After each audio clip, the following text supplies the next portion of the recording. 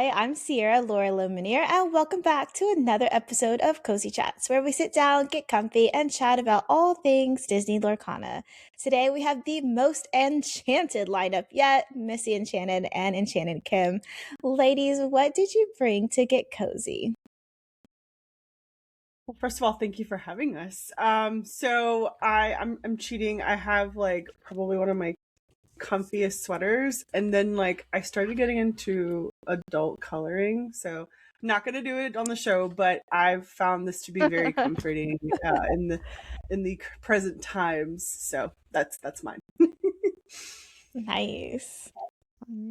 That's way cooler than what I brought. I just like made myself a sweet warm tree right before this. I was like, I don't know. I have Starbies. It's kind of expensive right now. And so I've been looking up like, ooh, what are dupes for like my favorite drinks? And I've been like having fun playing barista on the side here. So I made myself a white chocolate mocha with raspberry syrup. And that is my Mm. cozy drink to like be cozy here. So don't judge if I'm sipping.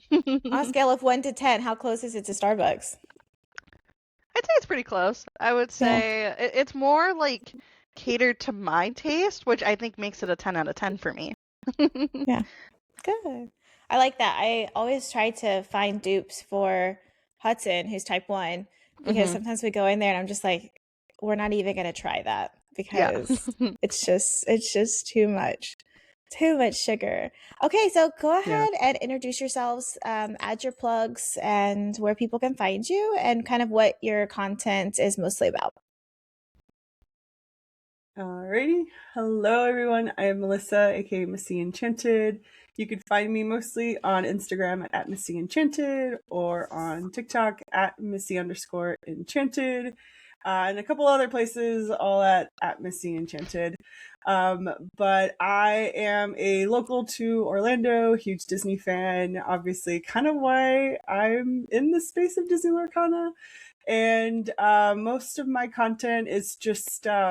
I try not to be too serious. So I do a lot of comedy, like short skits, and then I'm a huge collector by just nature. I collect so many things. So if it's not about something funny, it's probably about my collection.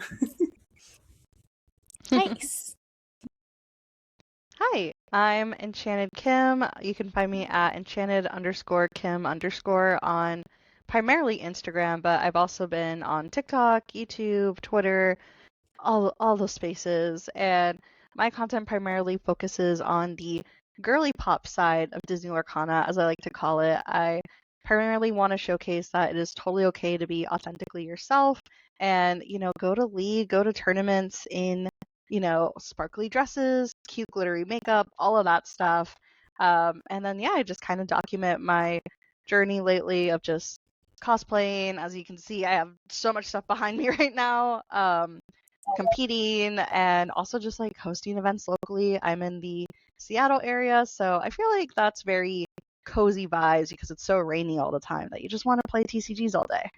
Yeah, love that. I'm pretty sure that y'all are both kind of like OG, the very beginning, but tell us your origin story of Disney Lorcana.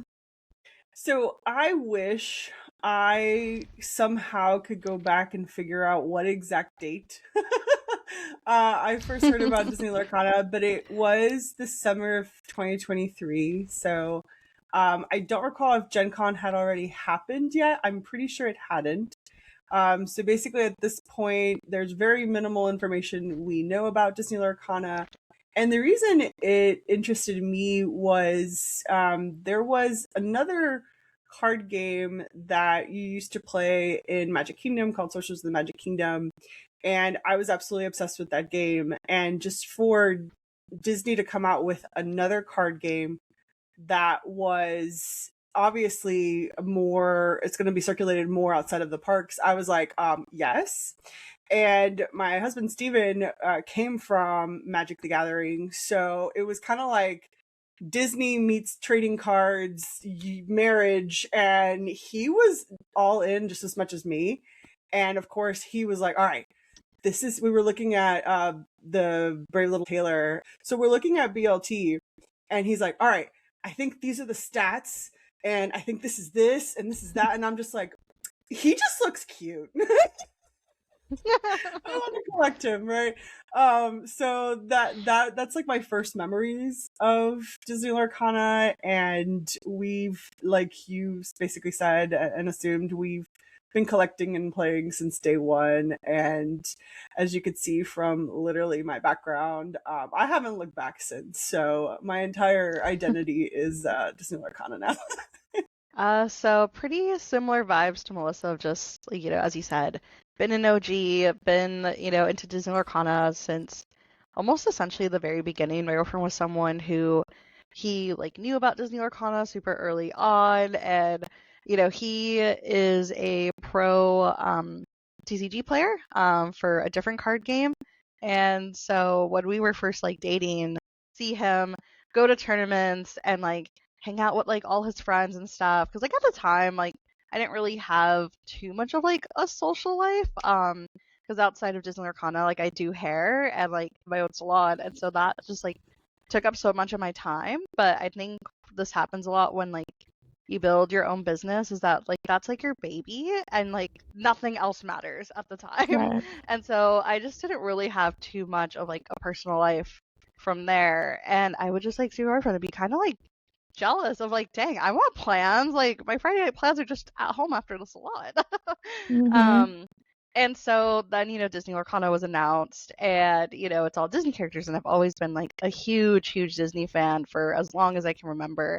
And he's just like, oh look, like there's Disney characters. I'm like, look, it's your favorite Cinderella and stuff. And I was like, okay, sure, whatever. Like he, does the thing which I think is like the like entryway for people to get into TCGs, is like you open packs. And at this point, Disney Lorcana had already been out. Like I've heard bits and pieces of it, but it had already been released. And somehow he manages to get some first chapter stuff. And he's just like, oh, just like open these with me. And I'm like, sure. First pack I ever opened had an Enchanted Maui. And at the time, I remember I was just like, whatever, he's not that cute. I want Belle. Not realizing that like Enchanteds were really difficult to get. Um, Mm-hmm. and then, eventually later on, we opened another box, and of course, last pack magic is the Enchanted Belle, and I was so excited. And so after then opening the packs, I was like, okay, what's the next step? And it's like, oh, you start playing, and I remember the first deck I ever built was a 60 card, like one of princess deck. It was like Amber Sapphire, and I was like, yeah, I'm gonna win with this. I did not win with that. um, but yeah, that was just kind of how I first discovered it, in terms of like just discovering what Disney Lorcana is. And then from there, I started looking up online and seeing like, oh, there's like a community of people that are like into it, and going to League, and so much smaller stories that go into that. But to keep it all short, it was just like, oh, got, like Melissa said, it's like you get into it, and I just like never looked back, and would not imagine how my life has changed drastically in the last like 3 years. Yeah. Yeah. I think it's funny. Every time I ask this question, it seems like it's always a family member or spouse, like just kind of like dropping the little seeds, and then everybody followed. All right, so let's move into Guess in 10. Are y'all ready for that? Have you Sure. studied your Wilds Unknown cards well enough? Nope. No, this will be interesting. I think No. y'all We will may be need fine. 20 guesses. I think you'll be fine. That's okay. Okay, so these cards are both different ink colors. They are both inkable, and they kind of have so I couldn't find any more cozy vibed cards from Wilds Unknown. A lot of them are kind of gritty and like doing something out in the wild, so these I felt like were very caretaker vibes, where they were doing something as far as the art in a way that makes you feel Warm and fuzzy. Yes, that's how I had to go with it. They, let's see, different ink colors. They're both inkable. They kind of are, so 4 cost and higher. So we're guessing 2 cards. I don't know. Recap me on the So rules I'm really gonna fast. so I'm trying to find the commonality, and then I'll give you specifics on each card. And they both are kind of higher willpower, higher damage I cost. think So I I'll already know what start they with. are. You're like, I already got this. I think I So know. let's start with Missy. I'm going to go with this card for you just because it was on the same side of the screen. So Missy, your card is a caretaker vibe, warm and fuzzy. She is a 4 cost, 3 damage, and she, let's see, quest for 1. And what else could I say? I'll stop there and let you kind of take a jab at some questions. Is it an emerald card? It's not emerald. It is a sapphire card. Sapphire. Okay. Is it a traveler? No. Not a traveler. Okay. Sapphire, female, cozy, inkable, you said. Mm-hmm. 3 strength. And you said it was a high willpower. They were high willpowers. Mm-hmm. Sapphire. There's literally like I keep thinking of one sapphire card and we already know it's not that. Is it a newer franchise from this set? So like we haven't seen it before in prior sets? No. I think probably next to Frozen, this is probably an IP that gets a lot of love from Disney Lorcana. Not Frozen. Okay. Not Frozen. Mm-hmm. A sapphire, not Frozen. Oh my god. Why am I blanking? Is this character the main character of their movie? Yes. Okay. Huh. Is there a villain in their movie? Debatable. I was actually talking in DMs about Really? thinking that I knew this person's who I thought the villain was in this story, and she was like, actually it was so and so because of this, and I was like, really? So this one I wouldn't say it's like it's not like a Maleficent villain. It's like a you probably could have been nicer and not given so much like family drama and like that type of villain.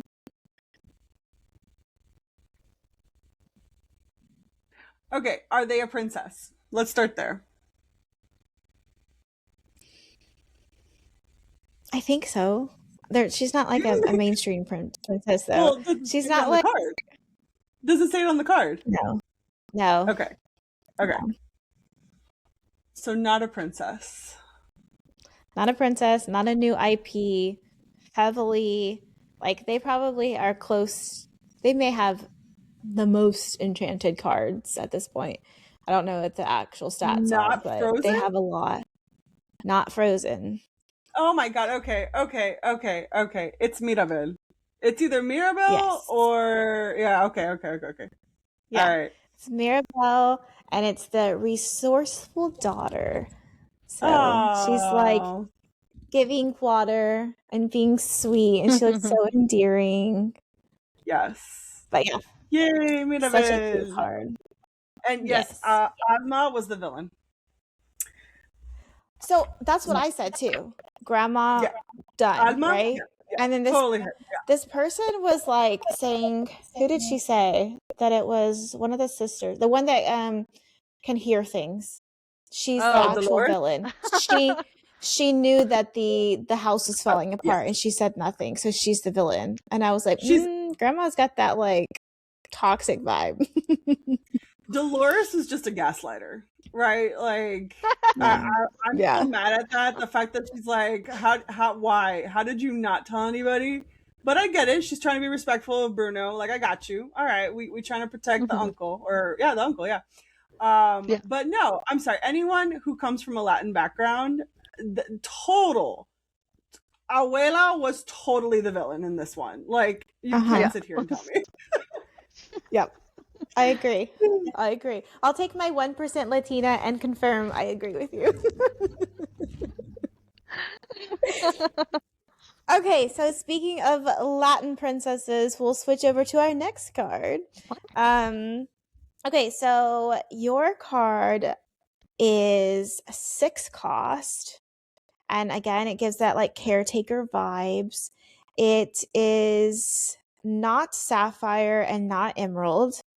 And it has 4 damage and 5 willpower. And I'll let you take it from there. Is it Amber? It is. Is it the mom from Encanto? No, but she was like second on my list. Okay. I was like, It was like I you like said that like card a warm, lot. cozy vibes already. I was just like, it's gotta be the mom because it's like her Yeah. card is so like caregiving. It's like she's making it. Yeah. Is it the dad?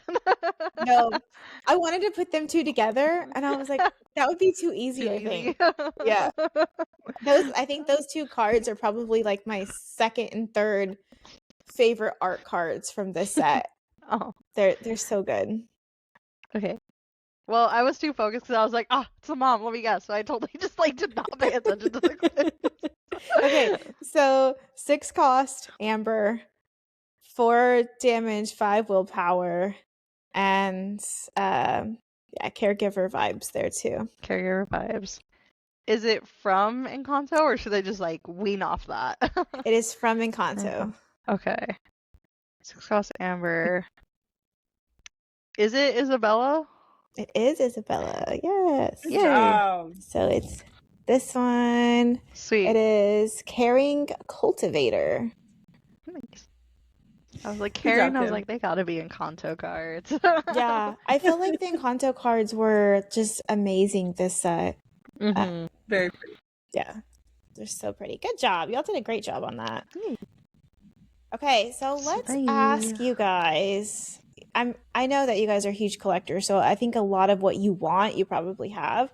But is there a current chase that you are still chasing that you don't currently own? There's 7 Current chase. to be exact. Is there 7 of them? The entire original 7 cards Oh. from D23. Like, Yeah. one day. I Yeah. have those. Not gonna pay Wasn't thousands of it, dollars, but one day. Wasn't it Limiteers that did he just open Yes. that same thing? Shout out to Liam. Yeah, okay. Mhm. Yes. Okay. He just got it. He got, as far as I know, the 6. I don't know if he has BLT already. But he got the 6 from the portfolio. Yep. So congrats to him. Yeah. Okay, Kim, how about you? Not to brag, but I have those and the portfolio, and they're Just all like- framed. I don't know. I feel like I got like my chases recently. Like I finally got the Cindy Stout-Hearted playmat, so that was like my biggest, and I just got to the Cinderella Enchanted that I was missing. So I feel pretty set. good. Yeah, pretty set right now, and I think that's how I need to keep it and like not eye things right now. Kind of good. Kind of fulfilled. Yeah, like I don't have anything that I'm like I need to have it. I think my one big like collection piece that is like on my wish list, but it's one of those things that it's very circumstantial, is to have Casey Robbins sign my Enchanted Ballroom Sensation. She did do a signature. I did get this recently, and it's going to be a reel later where I did let someone, because she was at Enchanted Citrus Clash, and one of my friends went to that, and I let them, I gave them my Enchanted, so she did like a, Casey Robin to Kim, but like I really want one day to like see her at an event, and like myself, because fortunately I have 2, and I was like, oh, I'd love to get like one of these, like her to like sketch on it would be really cool for my collection, because like Ballroom Sensation specifically is my favorite Enchanted card of all time. Like it just has a lot of sentimental value to me, and like one of my like favorite artworks still ever. It was one of the first ones that got me really into Disney Lorcana, so I think her like doing a sketch on one to have in my collection is like up there. But I also was like, if I'm gonna do it, like I want to be there to like present it to her and like maybe have a conversation. Like I know because you can send the cards off to like have them do it, but it's like no, I want this to be like a personal one-on-one experience sort of thing. Yeah, I like that. Beautiful. Okay, so if you guys could create an Enchanted, what would it be? It can be any IP that's either here or potentially could come in the future. It can be design style of the Enchanted. It could be the foiling. Literally anything that you guys want to come up with. What would be your Enchanted creation? Mine would be, and I really do hope eventually it will happen, Pocahontas in any way, shape, or form, whether it's like the wind blowing through her hair, right? Or my absolute favorite scene is when she's diving off the waterfall. If we literally could get any one of those scenes as an Enchanted, that would be literally my chase of all time. I would probably even get a playset of it. And I never do that. So yeah. But you gotta have me. That was on my bingo card. Yeah. I wanted like the platform of her coming off. I wanted the waterfall as a location. Like that movie is so beautiful as far as like the landscaping that I agree, definitely. Or where her and John Smith are holding hands and they're on Grandmother Willow and the thing just kind of like all the leaves, like anything of motion in Pocahontas. I got cold chills when you said it.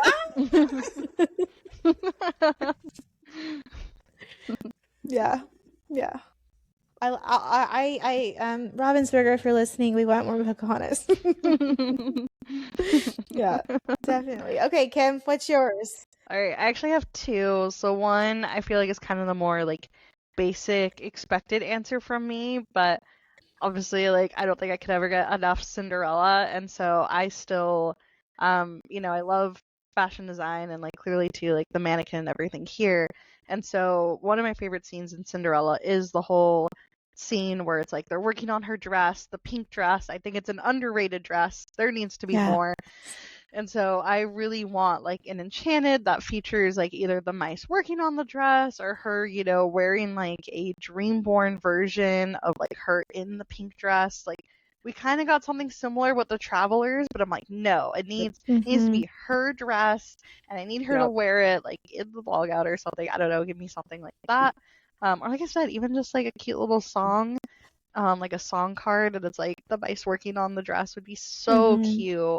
And then my not, expected basic Cinderella answer is I absolutely adore Coco, and Coco was announced for Hyperion City. And, that movie holds a lot of like sentimental value to me. And that movie, in my opinion as well, is like one of the most gorgeous Disney Pixar movies out there. And so, we already know I don't really love location cards, but I need a location card that is like the land of like the bridge with like the scenery in the background of like all the different structures and all the lights, whether it's like a watercolor style, like that would just be absolutely stunning to have as a Disney Lorcana card. Like I just need that as like a landscape. Again, normally I'm not a big location card fan, but I was like that I will let slide because I just know it'd be absolutely stunning. Yeah. I feel like I was always like one of those ones that like was crossing my fingers I wouldn't pull a location Enchanted. But now I'm kind of like, they're so pretty though. They really are. Like, and they're not super except for pricey. One that I'm thinking of. That one's not that pretty. But which one? Which one is it? The wall. No, I think the prettiest one. Honestly. Literally, like every time I go on like TCG Player, I'm like, I really want to buy that card. And then I'm going to get Kim and Missy to sign it. Oh my god. Well, I saw someone, I sent it to Melissa, I sent her a screenshot, and I saw someone sell it for $10, and I was like, basically. Yeah. That one you can have a playset in and not feel bad at all. I would feel bad. I'd be like, did I really just spend this much on a playset of the wall?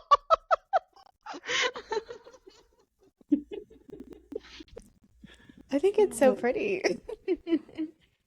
Yeah. So I know that y'all both well, you both mentioned that you're kind of in like a pretty heavy seed, both, being near the parks with Missy, and then Kim, like you're in Seattle, kind of like the hub for like Robin's Burger. Tell me a little bit more about that experience for both of y'all. Ooh, so certainly, at least for Orlando, as I'm sure you can imagine, there are quite a lot of not only Disney fans, but Disney employees, right? So we are probably one of the highest concentrated areas for Disney Lorcana players. If anyone thinks of competitive states. I know California comes to mind a lot, but I do think Florida certainly has, our fair share of competitiveness. It is never a dull set champ season, I'll tell you that. But being in the parks, we did recently have the Festival of the Arts activation. So that did bring a lot of new players. I continuously meet people who have said, hey, yeah, this is my first set champs. I started back at Festival of the Arts. So that has been really fun. And I feel like even through that, there's still more opportunities. Like, I feel like a lot of us are trying to find times and ways of like meeting in the parks. But at the same time, we also know how, we can't necessarily impact operations, right? So it becomes this like, how do we build the community in addition to League?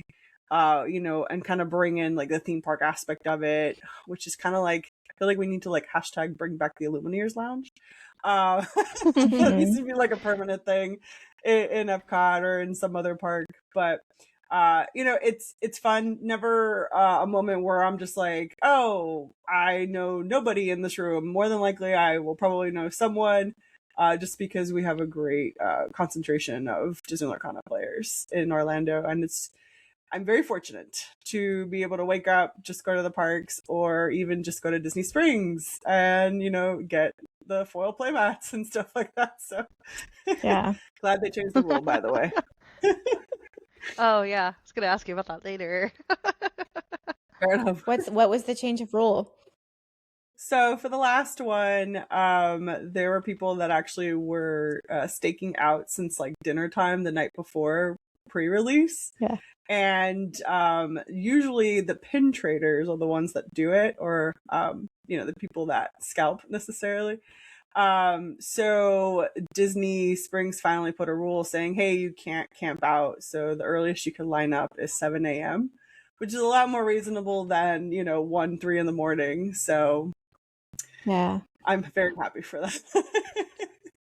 Yeah. Yeah. I mean, I feel like for us that are like so far away that it's not even reasonable, like there's like that slight FOMO, but I wonder if there's even more FOMO like when you're like, I'm not gonna get this drop. I'm just gonna sleep in today. But then like I'm sure like your alarm goes off and you're like, oh, let me just go real quick and grab it anyway. So Yeah. definitely. Yeah, no. Did you see I'm gonna forget the content creator because I don't think I followed him normally, but I think I did after seeing this reel. But he actually posted, I feel like he was in Epcot, a video of another lounge that had like maybe orange seats or something, where it was like usually empty and was like this could be like the new Illumineers Lounge because like there's no food happening here. It's just kind of like an empty space that probably once had like something going on. And I was like, yeah, that would work. That's plenty big, because it wouldn't stop operations from happening. Yeah. Yeah, I know exactly what video you're talking about. In that area, I used to work there. So it's called the Tomorrowland Terrace. And it used to be a fast food restaurant, which is perfectly situated under a roof, right? There's fast seating. I'm pretty sure that area only gets used now for firework parties. So basically only at night, like dessert parties. And so, yep, great spot. The thing becomes, we would love to as like a community to do it. The problem becomes, even when I've tried to do like meetups at the parks, it becomes a matter of accessibility into the parks themselves. So not everyone has an annual pass, or depending on when you want to actually go in. Some people maybe only have weekday passes, and even with that, they're working in the middle of the day. So great spot, great thought process. I certainly agree it is very much out of the way in terms of operations.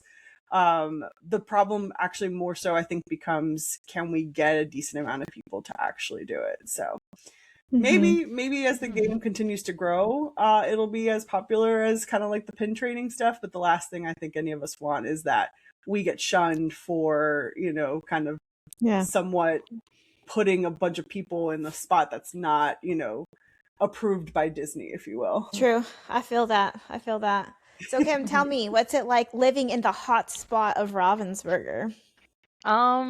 So I feel like a lot of people have the misconception that's like, oh my gosh, you are like so close to like Ravensburger headquarters and like, the hub of it, like it must be popping off. I'm gonna be honest, it's not. It kind of goes in waves. Like we definitely have like a community, and we definitely have like some really fantastic players that have like, consistently made day 2 at DLCs and all of that. So like we do have like some really like a really strong competitive scene. It's just like, I don't know. I think it almost comes to, because there isn't like a ton of like support as people would anticipate, because like Ravensburger is here. Like we don't have, for example, like Germany had like in Ravensburg, Germany, they had like a special tournament last summer, I want to say.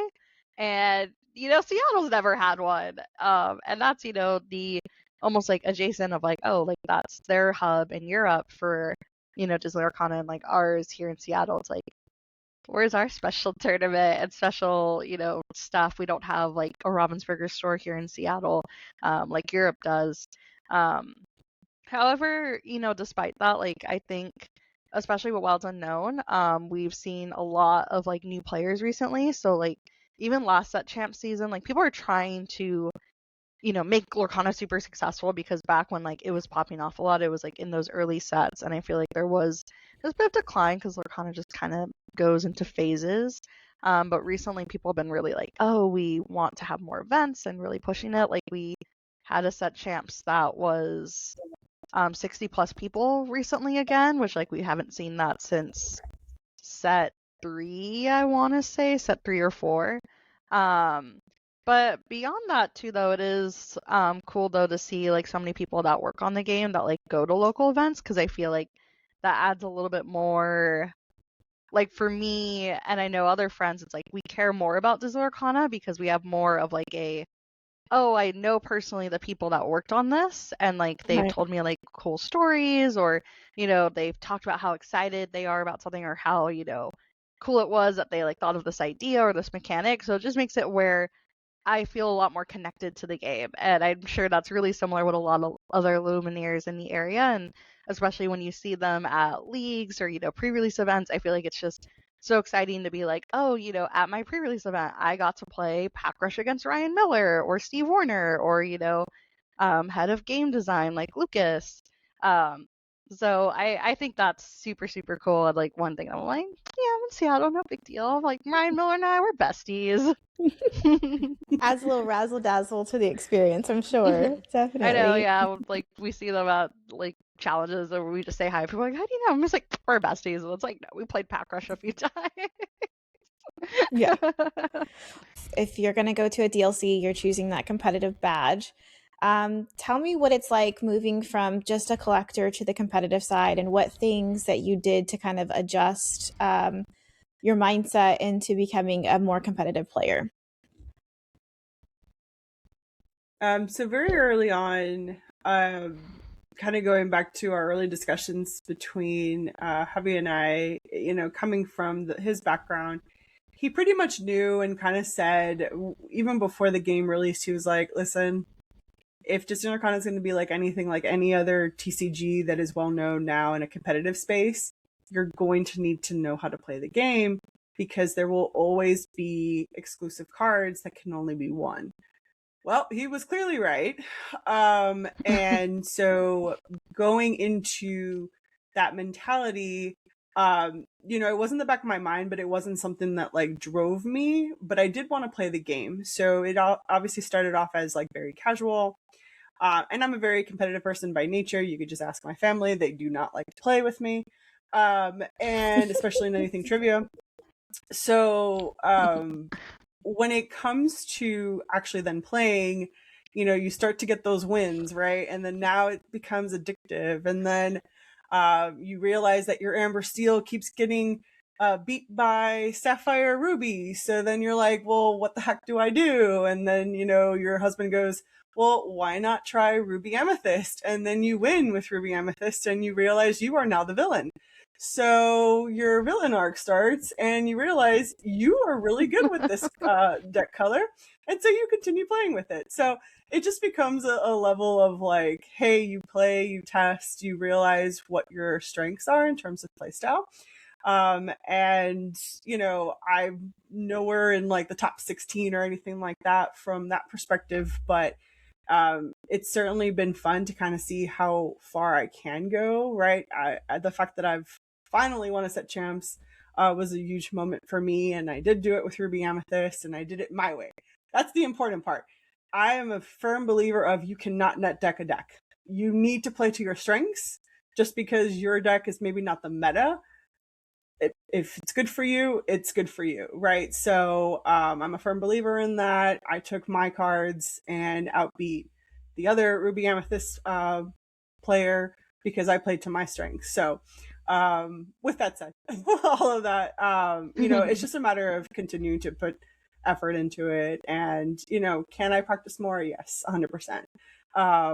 But it's one of those where it's like, if you really want to, it's very much possible. You have resources, you have hopefully people that you can connect with, whether it's through Metafies or just going out into your local community and playing and practicing. So maybe one day a certain shiny golden Mickey will be in our midst, but for now I'm good with just kind of progressively tackling the set champs and things like that.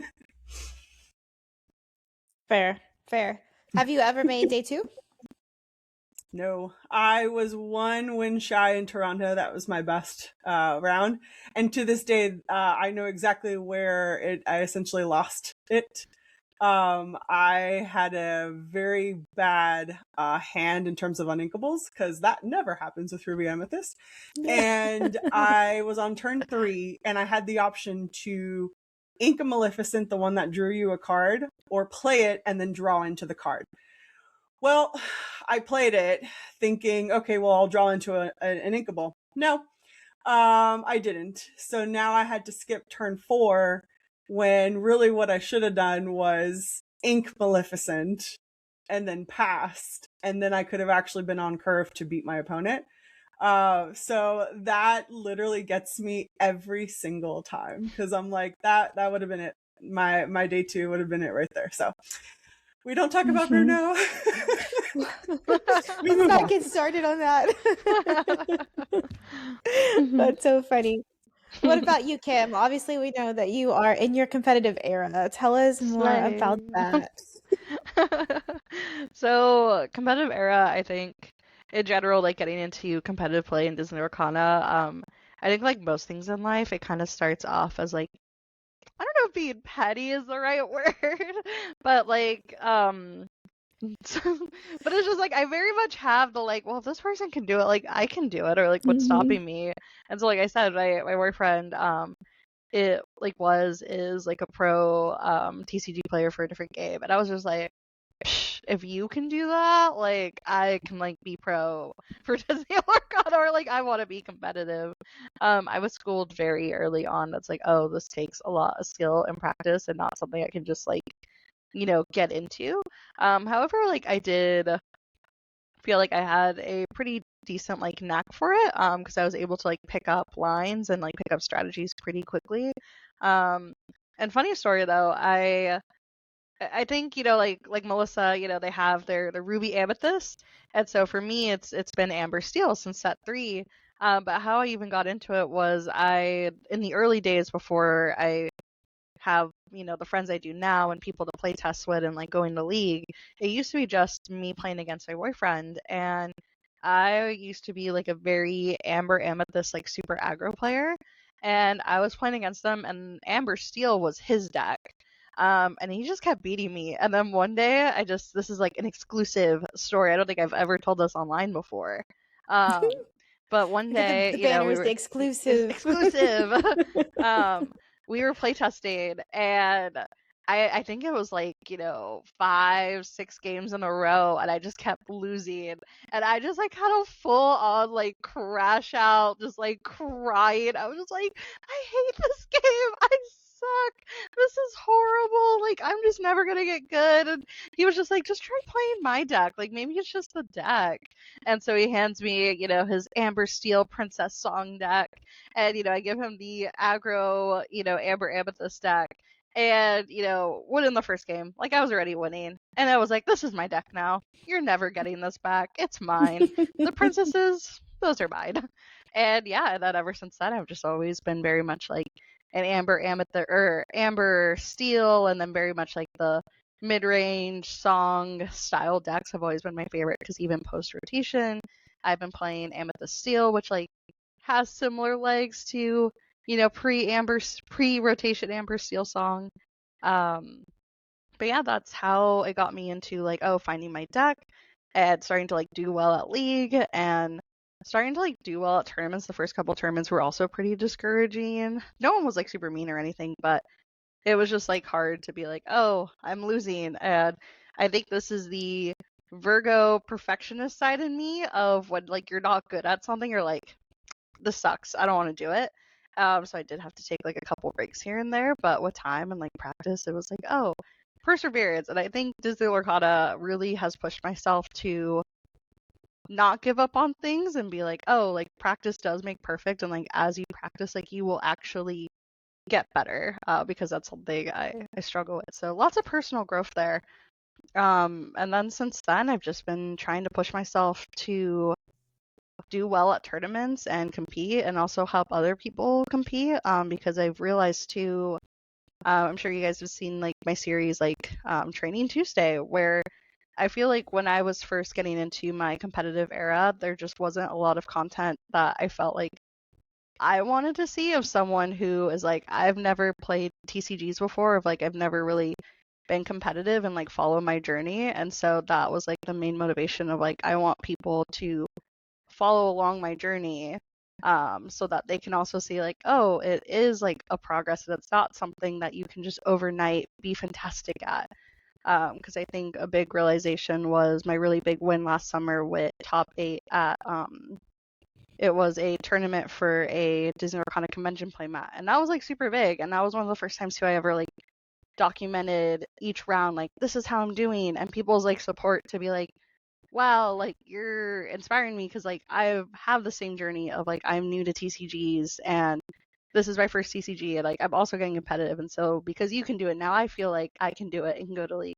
So that really is the inspo of just like continuing the competitive era, is like, ooh, like I want to keep encouraging people to also like feel like they can do it. So that's the whole competitiveness, and it's fun to just have something to constantly like practice for and like push my skill set. The more we see women get exposed to this, get the cards in front of them, eventually we will see, I think, more of a 50-50 split in representation. We're just not there yet. Like, the fact that we still get met with, oh, did you get into it because of your husband or your boyfriend or whatever? We're still fighting that battle, right? But I feel like at least with this card game, we see it less. But I know, it's so funny too now thinking about it, that it's like, between my boyfriend and I, like he's, now he's like a retired pro player, and it's funny to see that like, oh, now I'm the one that's like traveling more than him to tournaments and going to things almost every week, whether it's, weekly league or like set champs, or, the one that's always like I know more about the trading card game than he does sometimes. I'm just like, oh, look, like that was already, like, he's like, did you see this card? I'm like, old news. I already saw that like hours ago. Catch up. that's hilarious. If we do compare to like myself and my husband, obviously it was a lot easier for him to learn Disney Lorcana because of his prior exposure. In fairness, I learned a lot faster because I had someone with that prowess, but the mentality of how to quickly get to a certain line, I still think comes far easier to him, of course, than myself. Now, he has told me when he watches my gameplay, because he is not a Ruby Amethyst player, that I made him sweat because one time I had a Pirate's Life in my hand. He's like, the way I would have dropped that so fast, but you kept it, like you were disciplined. And I'm like, well, yeah, because that's a huge advantage. Like the second I play it, I've now lost that advantage, right? So like things like that where it really just becomes, that's my practice and exposure to a certain deck color versus his experience and what he would have done. So I think because I know his playstyle, I can beat my husband. But if you put us against a room, 9 times out of 10, he's gonna do better. Because he's got that additional prowess than I do. Now, do I shy away from it? No, absolutely not. Right? Someone should case study TCGs from a social and economical standpoint. So economical, I think we can pretty much understand, right? Not everyone is going to have the opportunities to put forth the amount of resources that some others do, right? So sometimes I you think that's can't just an even, everyone thing. yeah. So, and there are decks out there that cost like $50 and are meta, right? So, people find means from the economical standpoint. From a social standpoint, I think it's getting better, especially with Disney Lorcana. Are we there yet? Have we solved for X? Absolutely not. Why? Because to your point, Sierra, we're looking at all of these tournaments and top 16, all male. Or, one token woman, right? And then it becomes a matter of statistics. Of course, there are going to be more men in the space than women. So if we just chalked it up to statistics, chances are you're going to see more men in the top cut than women. Not always the case, of course. And you know what? I think right now, at least for Disney Lorcana, we're in a good space. Do I want to see more women in top cut? Yes, I absolutely do. I want to see a woman get a Mickey BLT, right? So hopefully that happens this year. And we just got to continue to flood the space. That's really what it is. So from a factual statistics, we just need to increase the numbers, and we'll get there. Cool. Love that. I love the statistics and all that type of stuff. Okay, so what future events can our followers, listeners, meet you guys in future events? I'm sure you guys got a full lineup coming this summer. Funny enough, not as big, maybe, as earlier this year.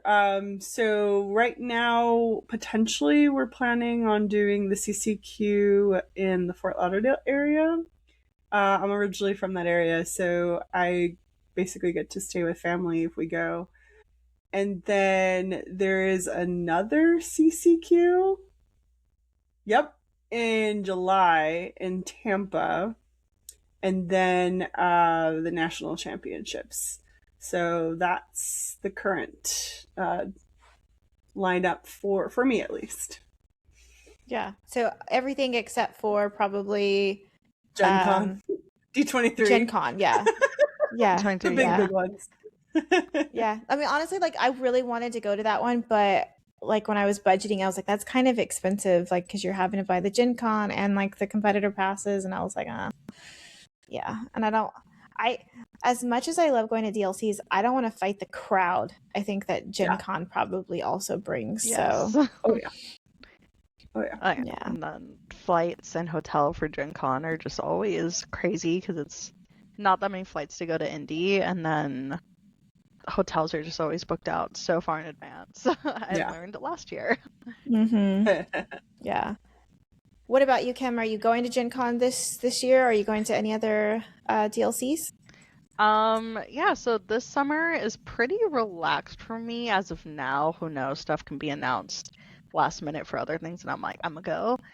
Like it is a busy summer, but more locally with just a lot of set champs and like pre-release. Pre-release is always like my favorite time of year. I'm sure you guys see like my LGSs go all out, so that feels almost like a CCQ DLC sort of vibe for me. But for in terms of like big events for traveling, I just had Nats at Disneyland. No D23 or Gen Con for me this year. It's just a lot right now. But who knows? Things can be announced last minute for like parks things. Like if they do another really cool thing at like Disney World, it's like I definitely want to try to like go to that this time because I didn't get to go to Festival of the Arts last time. Because someday I will finally go to Disney World for the first time ever. Oh yeah, I forgot that you haven't been. I wish honestly that they would kind of announce those like they do like the DLCs, because I personally would rather go to Disney World, and like in my mind financially I can make it make more sense than just going to like Indy for the weekend. You know, like I'm like, oh, Yeah. do I need to spend a couple thousand to do that? Yes, I will spend a couple thousand. No problem. Yeah. That is fair. Hopefully Worlds. Yeah. Hopefully Worlds will yes. hopefully be a thing this year, potentially early next year. So hopefully. Awesome. Well, remind everybody what your handles are and where they can find you. Absolutely. So most of my socials are at Missy Enchanted. So X, Instagram, YouTube, and then you have my TikTok, which is at Missy_Enchanted. All right. And then I'm Enchanted Kim, and you can find me at Enchanted_Kim_ on primarily Instagram, and I'm also on TikTok, X, and YouTube. Awesome. Well, thank you guys both so much for hanging out with us on Cozy Chats. Make sure y'all stay cozy, and I will see you next time. Bye.